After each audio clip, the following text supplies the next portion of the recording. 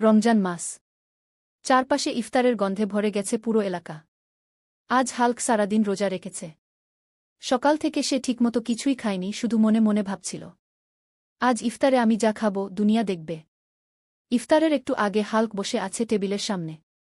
টেবিলটা এত ভরা যে টেবিল আর দেখা যায় না। সামনে আছে খেজুর, শরবত, পেঁয়াজু, বেগুনি, আলুর চপ, চিকেন রোল, সমুচা, ফল, আর সাথে বড় একটা প্লেট ভাত আর মাংস। আজান দিতেই হাল্ক বলল, বিসমিল্লাহ। প্রথমে এক গ্লাস শরবত খেল, তারপর একটার পর একটা খেজুর, তারপর শুরু করল পেঁয়াজু বেগুনি।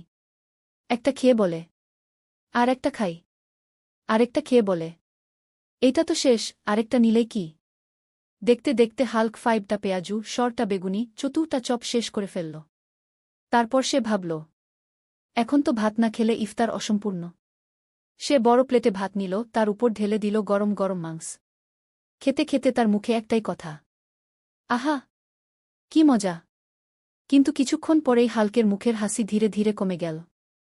পেটটা এমন ভরে গেছে যে সে সোজা হয়ে বসতেও পারছে না। হাল্ক চেয়ার ছেড়ে উঠতে চাইল, কিন্তু উঠতে পারল না। সে বলল, ওফ, পেটটা এত ভারী কেন। হাঁটতে চাইল, পা নড়ে না। শুয়ে পড়তে চাইল, উল্টাতে পারছে না। হাল্ক তখন চুপচাপ সোফায় বসে শুধু পেট চেপে ধরে আছে।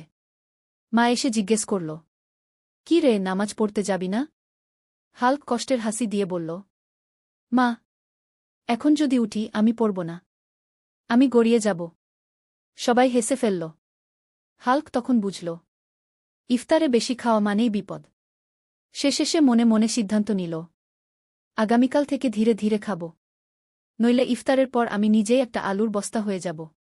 এই কথা ভেবে হাল্ক সোফাতেই আধশোয়া হয়ে রইল আর বলল, আজ আর নড়া সম্ভব না।